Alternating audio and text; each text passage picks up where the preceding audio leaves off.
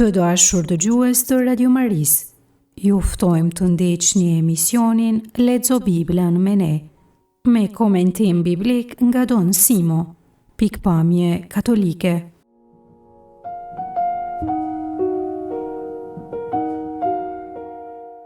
Në takimin e sotshëm do të lexojmë pjesë nga libri i Daljes, kapitulli 35 deri në 40. Leximin e tekstit do ta bëj Florentina Prekaj nga Klina në Kosovë, ndërsa katekezën do ta jap Kondor Çeka nga Tirana.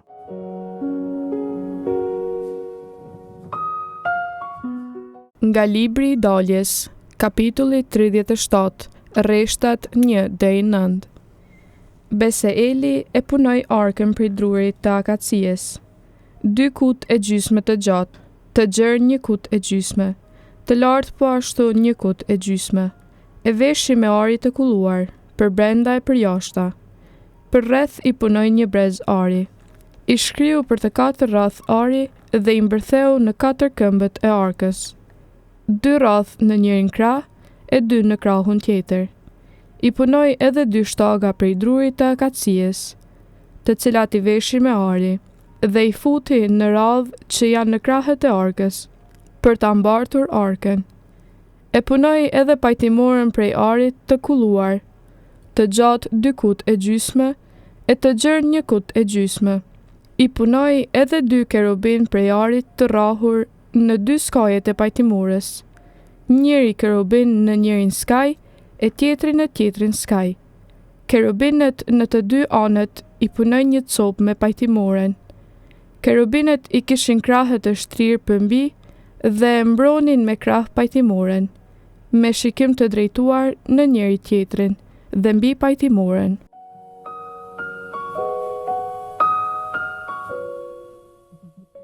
Dalja, kapitulli 35 deri në 40 shënojnë përfundimin e librit të Daljes.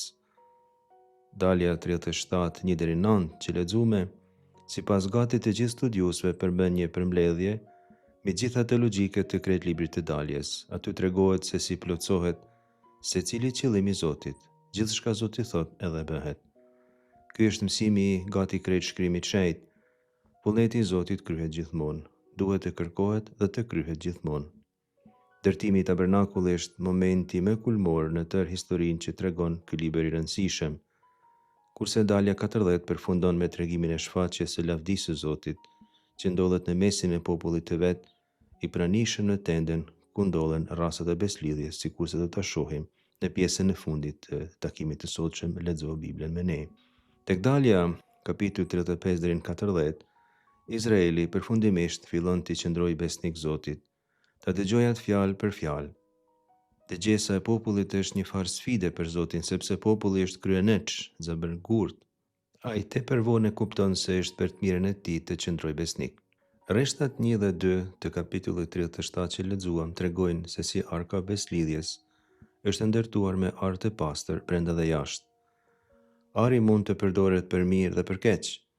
Tek Dalja 32 populli kishte ndërtuar hynin pagane egjiptiane, Apis me arë në formën e viçit, ndërsa këtu pikërisht me arë zbukuron arkën, ku ishin vendosur rasat e beslidhjes. E kemi thënë tashmë, ari është në Bibël simbol i shenjtërisë. Fakti se arka është rrethuar tërësisht me arë tregon se ai është vendi më i shenjtë në botë. Aty ku është prania e Zotit, shenjtëria është e mundshme. Shenjtëria është në praninë e fjalës së tij dhe të beslidhjes. Duke filluar prej librit të ardhshëm të Biblës, librit të numrave, Zoti qëndron vazhdimisht në mesin e popullit të vet. Dhe kështu ky popull bëhet i shenjtë, sepse Zoti është në mesin e tij. Rreshtat 3 deri në 5. Te këto rreshta insistohet në praninë e arit pikërisht. 4 unaza ari vendosen në 4 këmbë të arkës 2 e 2 për të mbajtur drurin e akacies që gjithashtu ishte i veshur me arë. Këto unaza ari, sipas Zanafillat 37:5, do të qëndrojnë vazhdimisht aty. Është ndaluar të hiqen nga arka, do të jenë pjesë e arkës, pjesë e kësaj arkitekture të arkës së takimit. Kjo sepse shërbejnë si shufra që ja mundsojnë njerëzve ta transportojnë arkën. Populli është në lëvizje, në ecje të vazhdueshme. Zoti dëshiron të jetë vazhdimisht pikërisht aty ku ndodhet populli. Zoti bashkëndan me popullin të gjitha sfidat e udhëtimit. Ky është një element i rëndësishëm i teologjisë së besëridhjes së vjetër, të paktën në një shkollë specifike teologjike që në shkencat biblike quajmë shkolla javiste. Sipas këtyre mendimtarëve të shekullit të 5 para Krishtit, Zoti është afër njeriut dhe i afërt me te, jo diku atje në qiell prej ku krijon e sundon, por i pranishëm me të gjitha sfidat në për cilat ai kalon. Dihet, Zoti është në qiell, Zoti është i gjithëpushtetshëm si do ta shohim më poshtë. Ai është krijuesi, ka gjithçka në dorë, por ky krijues që ka gjithçka në dorë nuk është i lartë, rri afër popullit të vet. Kapaku i arkës ka të njëjta dimensione si vet arka, edhe ky patjetër i bërë prej arit të pastër. 2 kerubin ishin të vendosur aty, edhe ata prej ari, që me krah të veta mbulonin kapakun. Ky kapak, kaporet në hebraisht, duke u nisur nga domethënia e rrënjes së kësaj fjale kapar, që domethën me mbulu, por simbolikisht, kur është fjala për festën e Yom Kipur, që gjithashtu vjen prej asaj rrënje, merr domethënien e mbulimit të mëkateve, të faljes së mëkateve. Zoti ka parasysh mëkatet e popullit, por i mbulon. Kapaku këtu mbulon rasat e takimit. Mund të themi se teologjikisht rasat e takimit janë pengu i faljes së mëkateve të popullit. Zoti, kur i fal mëkatet, u ve kapak atyre. Kerubejt janë engjëj që konsideroheshin së më të afërt ndaj fronit hyjnor. Fjala hebraike karov, prej ku vjen emri kerubin, domethënë pikërisht afër, janë ata që ruajnë fronin hyjnor. Ata do të ruajnë kapakun e arkës gjithë sa herë ajo të spostohet për një vendi në një tjetër. E kemi thënë sa herë në kopshtin e Edenit, Zoti ve pikërisht 2 kerubin që të ruajnë atë. Janë engjëjt që i kanë ndenjur Zotit me besnik. Krejt libri i daljes në sintezë përmbledh 3 tema. Kalon prej temës së daljes, çlirimit, lirisë, kapitujt 1 deri në 18, tek tema e zbulesës, kapitujt 19-34, dhe të përfundimi të banimi i Zotit në mesin e popullit, këto kapituj që kemi në dorë sot, 35 deri në 40. Banimi i Zotit në mesin e popullit është i karakterizuar prej zbulimit të lavdisë së tij në mesin e popullit të vet. Populli ka mundësi ta njohë Zotin më mirë dhe ta pranoj kur ta bëj përvojën në shekina të tij. E kemi shpjeguar fjalën shekina dhe herë tjera, por këtu po theksojmë përsëri. Fjala shekina, shechina në hebraisht, rrjedh nga rrënja hebraike shachan, që do të thotë me banu, me ndej, me zënë vend. Fjala tabernakull që kemi përmend disa herë në hebraisht thirret mishkan dhe rrjedh nga njëjta rrënjë shekina. Mishkan është ndenja e Zotit në praninë e popullit, prania e tij, vendbanimi i tij me të. Vendbanimi i Zotit në mesin e popullit tregon pushtetin e tij se ai është themeli në të cilin mbështetet jeta e popullit. Fjala shekina nuk del në Bibël asnjëherë, por folja shakhan dhe mishkan po. Lavdia e Zotit në Bibël shfaqet në shtyllën e rreve të zjarrit, Dalja 13:22, dhe tek lavdia e Zotit që mbush tabernakullin, Dalja 40:34-35, si do ta shohim më vonë, si edhe tempullin e Salomonit tek libri i parë i mbretërve, kapitulli 8, rreshtat 10 deri në 11. Për mendimtarët hebrej, fjala shekina përdoret si term teknik për të cilësuar praninë e Zotit në botë. Kjo ka rëndësi të madhe sepse njeriu t'i mundsohet marrëdhënia me të. Teologjia shekina artikulon një nga tensionet themelore të mendimit monoteist. Zoti është absolutisht transcendent dhe njëkohësisht plotësisht i pranishëm. Me fjalën transcendent nënkuptojmë se Zoti i kalon kufijtë e realitetit ku jetojnë njerëzit. Prandaj, prej të qendurit të tij transcendent, del se Zoti është i paarritshëm për njeriu, sepse është shumë i largët prej përvojës së tij dhe prej aftësisë së tij të kuptojë. Dërsa Zoti që vjen në botë banon me njeriu dhe e shoqëron popullin e tij, do të thotë se Zoti është ai i cili zbulon shkrimin shenjtë. Ai, pa e humbur as pak qenien e tij transcendentale, bëhet krejtësisht i afërt me njeriu dhe i afrueshëm prej tij. Kjo nëpërmjet fjalës së tij, por ne në krishtërim e dim se ndodh sidomos nëpërmjet mishrimit të Jezu Krishtit, pranisë së tij në mesin e popullit, predikimit të tij, vdekjes, ringjalljes së tij dhe të dhurimit të Shpirtit Shenjtë, nëpërmjet të cilit Shpirti Shenjtë ne sot kemi të njëjtin raport me Krishtin, që paten edhe ata që jetuan bashkë me të në kohën e tij. T'japim dy shembuj prej Beslidhjes së re, në të cilët shohim se si autorët më të parë të Krishterë e kanë kuptuar këtë element të zbulimit kristian. Te Ungjilli i Gjonit, kapitulli i parë, versi 14, autori shkruan se fjala u bë njeri, sargs egeneto në greqisht, dhe banoi ndër ne, eskenosen en hemin. Fjala greke skeno, prej nga vjen eskenosen, ka domethënien e foljes hebraike shakan, që kemi shpjeguar më sipër. Jezusi duke u mishruar sipas prologut të Shëngjonit, vjen në botë në mesin tonë dhe pa humbur dinjitetin e vet hyjnor, qëndron me ne pa u larguar asnjëherë. Shekina e Jezusit zbulohet tek mishrimi i tij, te fakti teologjik shumë i rëndësishëm se duke u bërë ai njeri, është bërë pjesë e natyrës njerëzore deri në fundin e kohrave. Edhe zbulesa e Gjonit, kapitulli 21, rreshti 3, flet për banimin e Zotit në mesin e njerëzve dhe përfundimin e kohrave.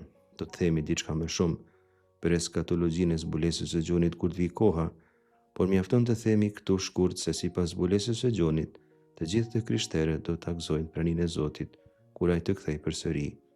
Zoti do që të vendosë lavdinë e tij në mesin e popullit të vet. Ai do të banojë gjithmonë me të, nuk e lë vetëm asnjëherë.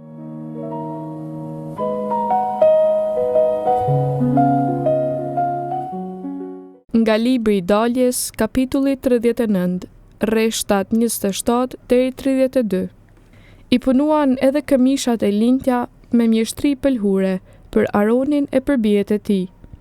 Punuan edhe kësulen prej lirit të tjerë dhe stolit për kësula prej lirit të tjerë, edhe të linta prej lirit të tjerë, brezin lirit të tjerë, ngjyrë vjollce, të kuqe e të kuqe të mbyllur, me mjeshtri rrobaçepsi, sikurse i kishte urdhëruar Zoti Mojsiut.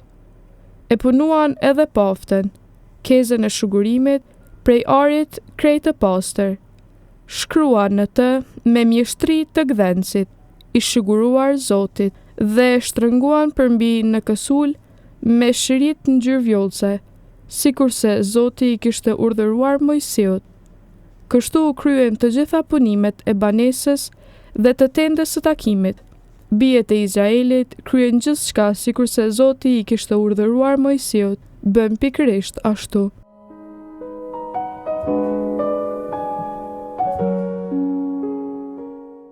Dalja kapitulli 39, rreshtat 27-32 shpjegojnë si duhet të jenë teshat e Aronit dhe bijve të tij në përfundimin e punimeve të tabernakullit. Teshat e priftrime duhet të jenë prej linit cilësor të turbaneve, që janë kësulat të veçanta që vendosin në krye dhe tyrbe thirrë ndryshe, edhe mbulesa e kokës duhet të jetë prej linit të mirë dhe të hollë. Lini i hollë ndoshta ka domethënien e një gjëje të pastër ose edhe të shenjtë, sidoqoftë ka domethënien e diçkaje të dej për kultin hyjnor.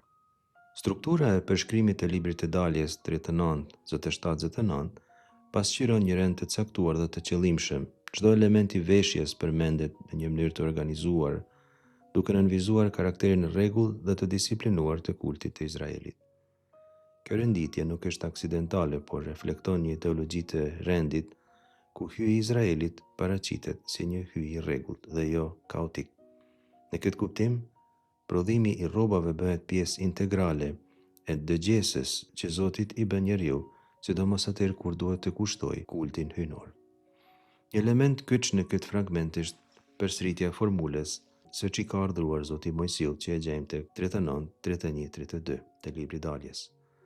Kjo formulë funksionon si një refren teologjik që përforcon autoritetin hyjnor të çdo veprimi të ndërmarrë nga bashkësia.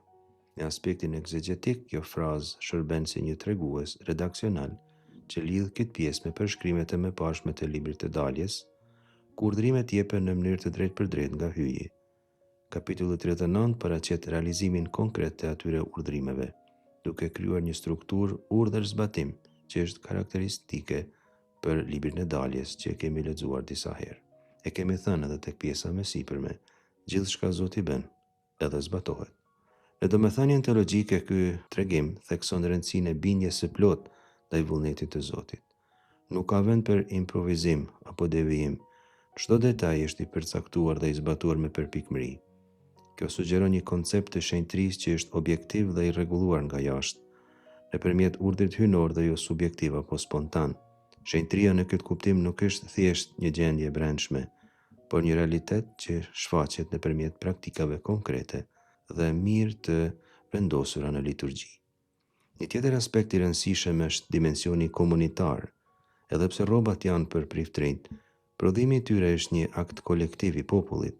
Kjo nënkupton se shërbimi liturgjik nuk është i izoluar nga bashkësia, por është i rrënjosur në bashkësi.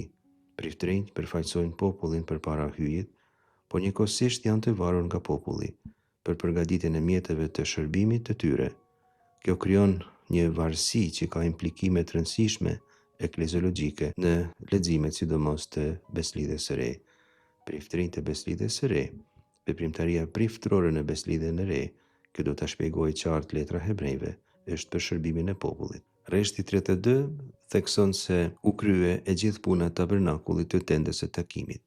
Përfundimi nuk është thjesht një tregim kësisojit narrativ, por ka një domethënie teologjike që i përngjan përfundimit të krijimit tek Zanafilla kapitulli 2, ku hyi përfundon se krijori qiellin e tokën. Ky paralelizëm sugjeron se ndërtimi i tabernakullit është një akt i ri krijimi, ku hapësira e shenjtë bëhet një kosmos i vogël i rendit hyjnor. Në këtë kuptim, tabernakulli nuk është vetëm një vend adhurimi, por është simbol i pranisë së Zotit në mesin e popullit të tij. Nëse tek përfundimi i kapitullit parë dhe 2 të Zanafillës Zoti kishte si vend të shenjtë krejt rruzullimin, tani me ndërtimin e tabernakullit vendi i shenjtë përqendrohet në këtë vend të vetëm, ku ndodhet rasa e takimit.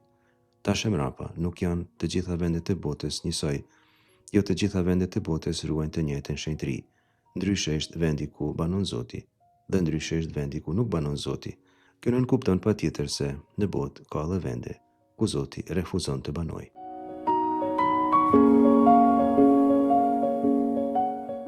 Nga libri i Daljes, kapitulli 40, rreshta 34 deri 38. Atëherë Reja e mbuloi tendën e takimit, dhe lavdia e Zotit e mbushi banesen. Mojsiu nuk mundi të hyjë në tendën e takimit, për shkak të resë që rrinte mbi të dhe të lavdisë së Zotit që e kishte mbushur banesen. Gjatë krejt kohës së shtektimit, kurdo që Reja ngritej prej banesës, izraelitët çonin, e nëse Reja nuk qohej, izraelitët nuk merrnin udhëtim, deri atë ditë kur ngritej Reja prej banesës. Gjatë krejt kohës së shtektimit të tyre, Reja e Zotit ditën e mbulonte banesen, kurse natën dukej në të zjarri që shihte mbar shtëpia e Izraelit.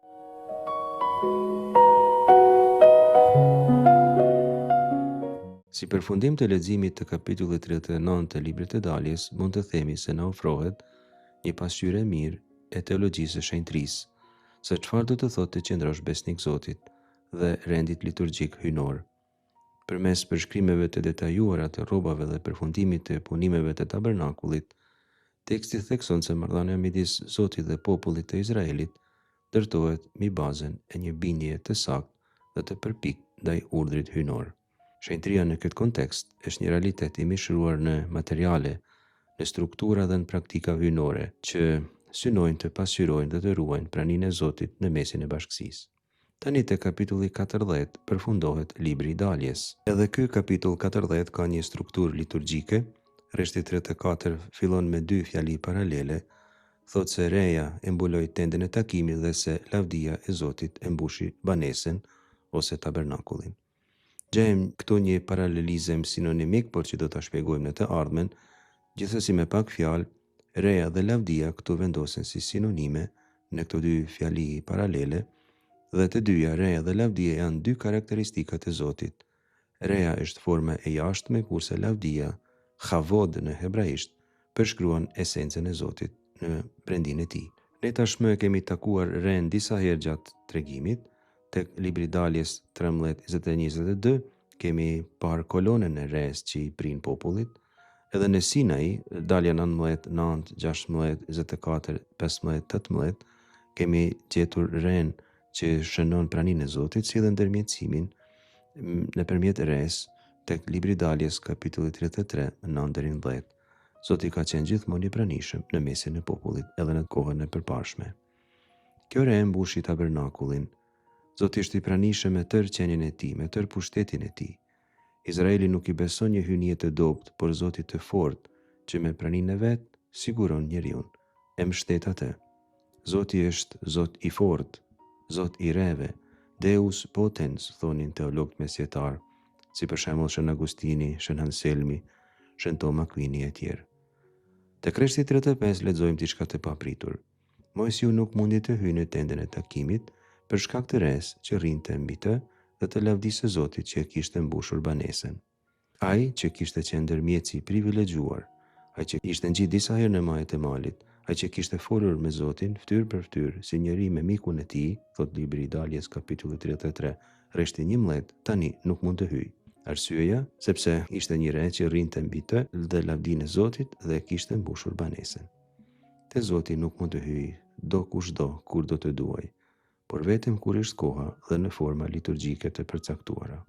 Walter Brueggemann, ky studiues i peslibershit që e kemi cituar disa herë në të kaluarën, ka theksuar se Zoti ja ndalon Mojsiut të hyjë me qëllim që asnjë njeri të mos mendoj, pra as Mojsiu, se mund ta përvetësoj Zotin. Asnjë njeri nuk e ka Zotin në kontroll të vetin.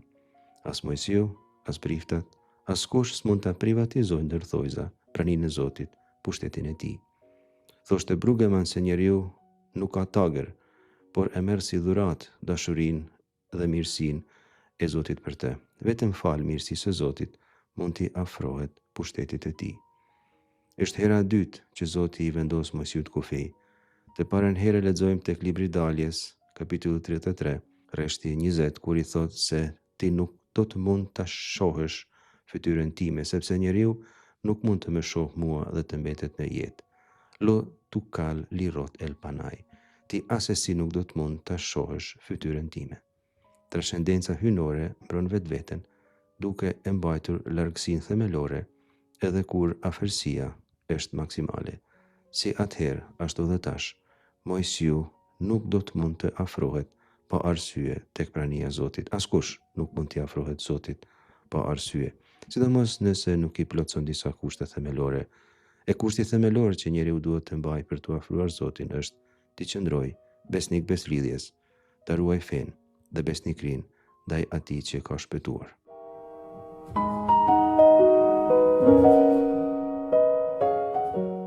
Jemi në kapitujt e fundit të librit të Daljes, i cili sikurse e pam është një udhtim i madh, një pasazh i madh, një pashke e madhe. Ai na flet për lindjen e një populli. Dhe kjo lindje është e lidhur me lirinë e tij, e cila është e lidhur me dhuratën e madhe të ligjit.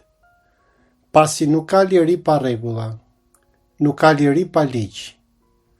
Ajo liri për të cilën po flasim është funksionale për një aktivitet tjetër, përkatësisht shërbimin dhe konkretisht shërbimin ndaj Zotit. Ato çlirohen nga skllavëria e tyre për të qenë në gjendje të shërbejnë lirisht Zotit të tyre, Zotit që i çliroi. Nuk i shërbejnë më faraonit, por Zotit. Pra ky pasazh, kjo pashke madhe, është kalimi jo nga skllavëria në një liri pa kufi dhe pa orientim, por nga skllavëria në shërbim. Shërbim ndaj Zotit, por edhe shërbim ndaj vetë popullit të Izraelit. Kjo mund të ndihmojë edhe ne si të krishterë që të lexojmë shumë faqe të beslidhjes së re dhe të meditojmë dhe rëndësinë që Jezusi i jep mesazhit të shërbimit, pikërisht natën kur ai shkon të përballet me kremtimin e mishëruar të Pashkës së tij, kur ai shkon të jetë qengji i therrur. Pra fakti që ai niset të shërbej vëllezërve dhe motrave të tij dhe tregon shërbimin si model të ligjit të tij, edhe miqtë e tij duhet bëjmë pikërisht atë që bëri ai. Të gjithë duhet i shërbejmë njëri tjetrit ashtu siç bëri ai. Tenda e beslidhjes. Kemi një përfundim disi të çuditshëm të librit. Libri i Daljes nuk mbaron me fundin e peligrinazhit në shkretë të tir, po mbaron me një ngjarje të jashtëzakonshme, themelore. Hyj, më në fund merr në zotrim tabernakullin e tij, tendën e tij. A mbani mend si fillon ungjilli i Gjonit? Po lexoj, Gjoni 1:14. E fjala u bë njeri e banoi ndër ne. Pra bëri banesën e tij, ose fjalë për fjalë, vendosi tendën, tabernakullin e tij. Krahaso me tabernakullin ose tendën e takimit që ishte vendi i pranisë së Zotit mes popullit të tij, Dalja, kapitulli 25, vargjet 8 dhe 9. Fjala e mëshiruar është mënyra e re e pranisë së Zotit mes popullit të tij. Folja greke ka të njëjtat bashkëtingëllore si fjala aramaike për praninë e Zotit, shekina. Manifestimi i dukshëm i Zotit, i madhërisë dhe fuqisë së tij, që dikur mbushi tabernakullin, Dalja 40:34, dhe tempullin, librin e parë të mbretërve, kapitulli 8, vargjet 10, 11 dhe 27. Tani është i përqendruar te Jezusi. Ja, kjo ngritje e tendës midis nesh, midis popullit të tij, është kulmi i librit të Daljes. Pra ndërsa Zanafilla filloi me Perëndin që ndërtoi tempullin e tij, e ky tempull ishte krijimi dhe vetë krijimi u shënua nga një kremtim liturgjik në të cilin më pas Perëndia pushoi në fund.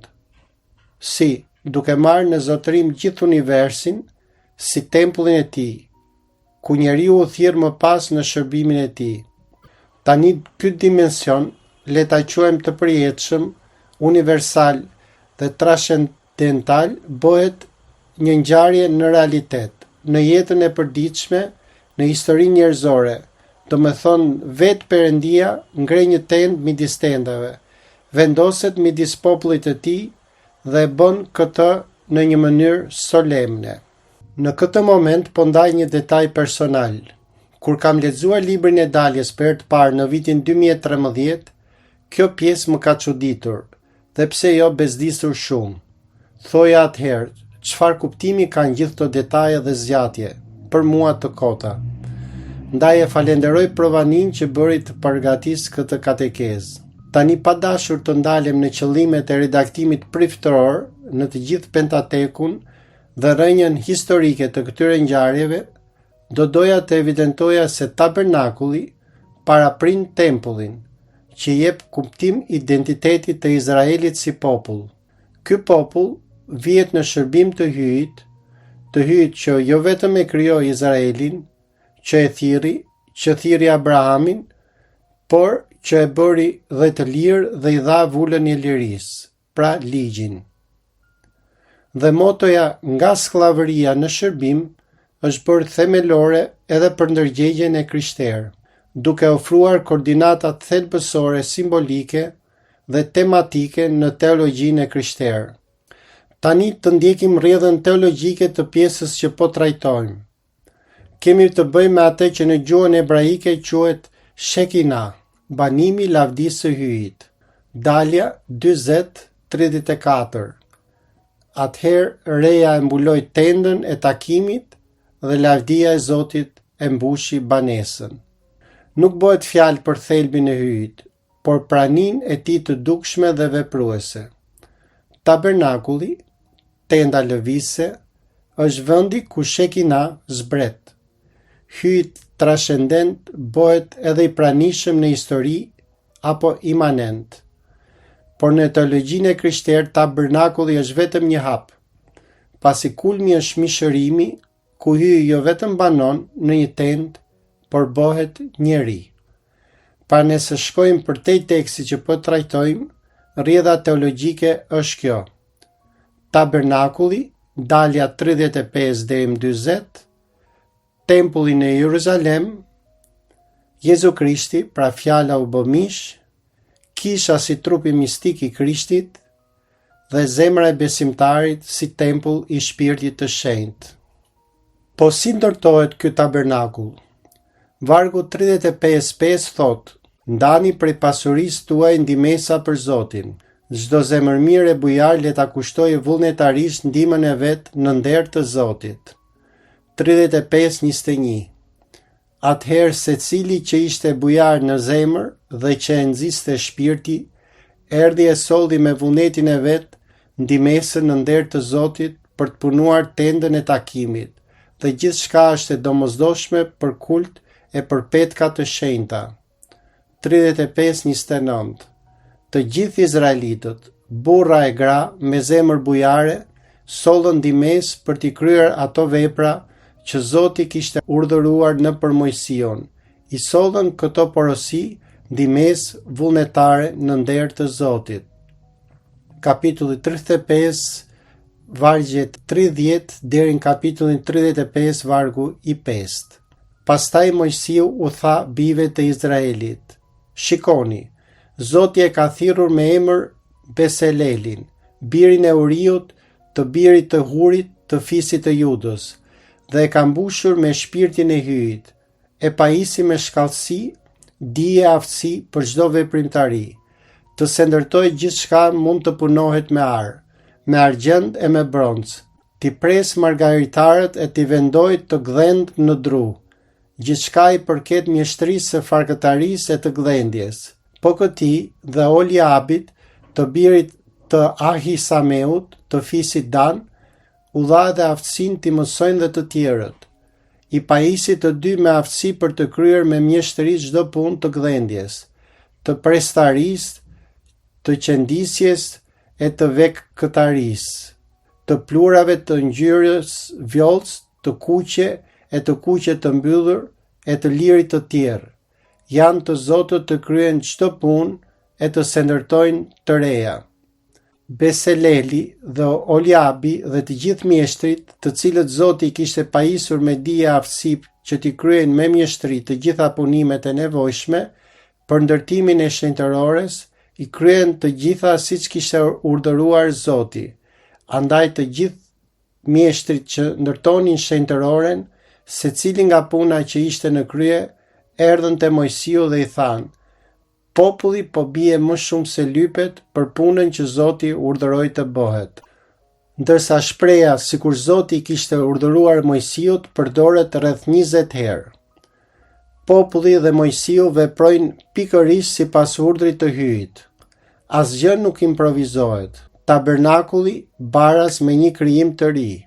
Shenjtëria vjen nga bindja ndaj hyjit, jo vetëm nga qëllimi i mirë, por nga besnikëria konkrete. Kjo shprehje nuk është thjesht një përsëritje stilistike. Ajo është një refren teologjik, një theks mbi bindjen, rendin dhe besnikërinë, një mënyrë për të treguar që tabernakulli është vepër hyjnore përmes duarve të njerëzve. Kapitulli 40 është momenti liturgjik kulmor. Nuk është më ndërtim, por vendosje në funksion, shugurim i shenjtërores. Prandaj formula, sikur Zoti i kishte urdhëruar Mojsiut, përsëritet modendur, për të vullosur se çdo hap i ritit po kryhet saktësisht sipas urdhrit hyjnor. Katekizmi i Kishës Katolike e përkthen këtë në parim të përgjithshëm. Liturgjia nuk është spontane në thelb, as produkt krijimtarie individuale, por dhuratë e marrë që duhet zbatuar me besnikëri.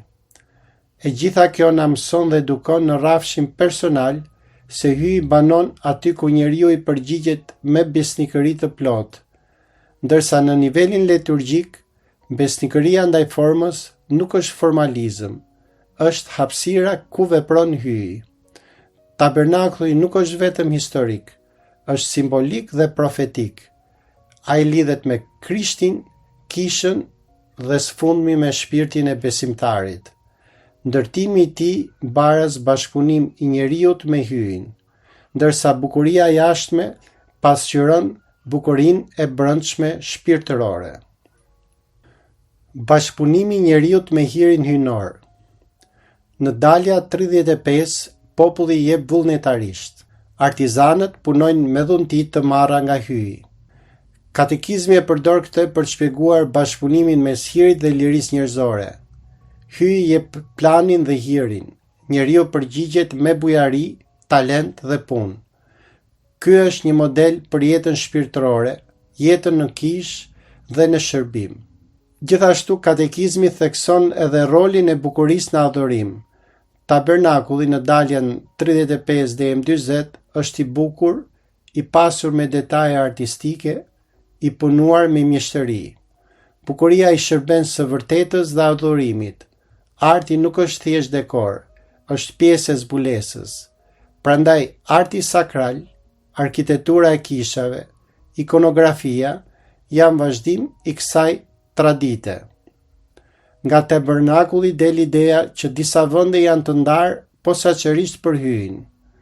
Katekizmi e zhvillon këtë edhe në kishë, si vend i shenjtë apo altarin, tabernakullin ku ruhet Eukaristia. Ndërsa arka është objekti më i shenjtë, vendi ku vendosen pllakat e ligjit.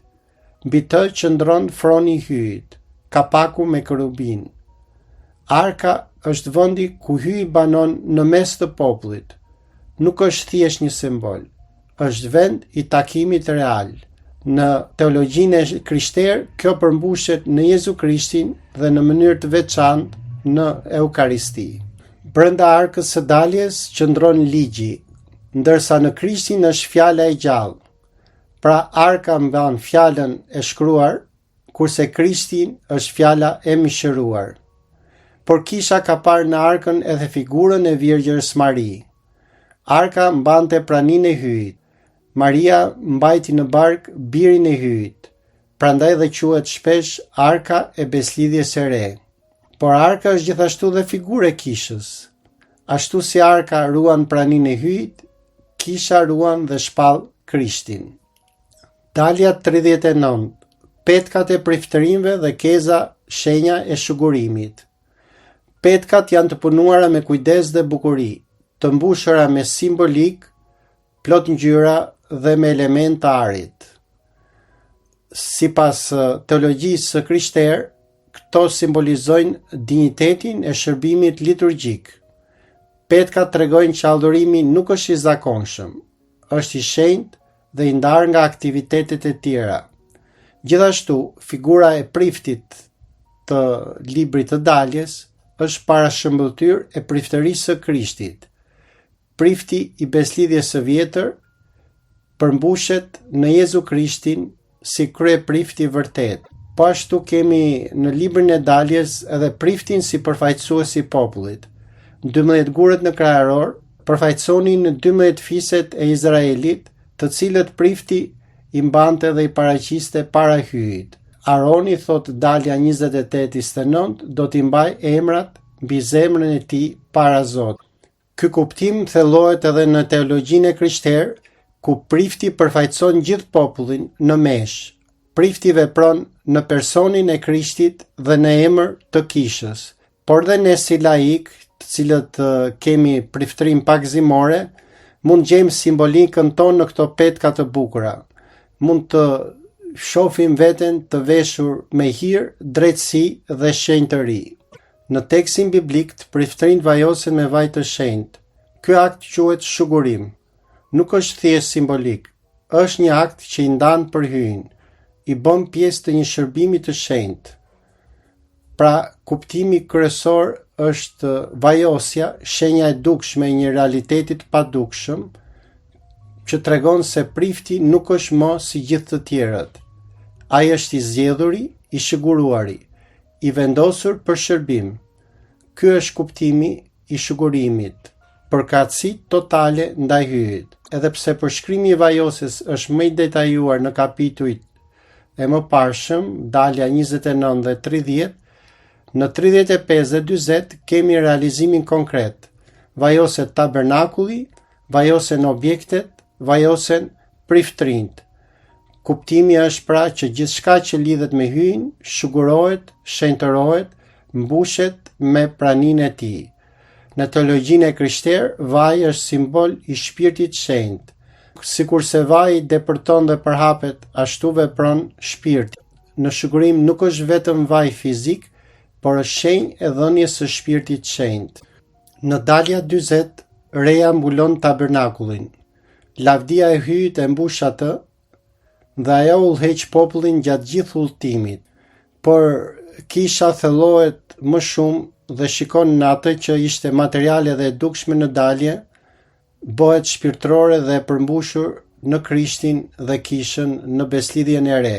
Ashtu si kur reja është pranim misterioze e hyjt, zbulon dhe njëkohësisht fshe, sikurse shpirti nuk shihet drejt për drejt, por vepron.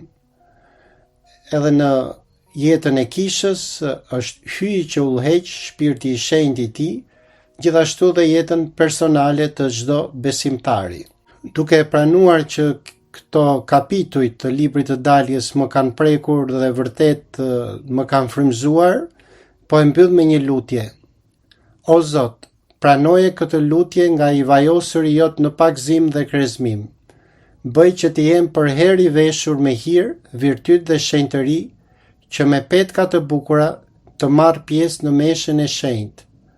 Bëj o Zot që të kuptoj se çdo detaj dhe rënd është hynor në liturgjinë e shenjtë dhe i themeluar nga ty.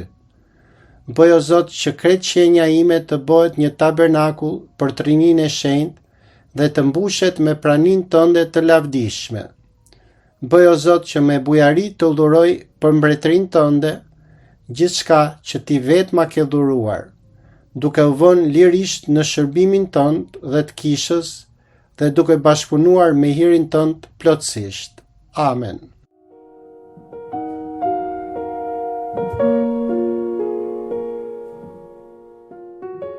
Në takimin e ardhshëm fillojmë me leximin e librit të Levitikut, do të konsiderojmë 9 kapitujt e parë të tij, kapitujt 1 deri 9. Lexoni të shtëpia se do ta kuptoni më mirë dhe si gjithmonë ju urojmë bekimet e Zotit dhe falenderojmë për vëmendjen tuaj.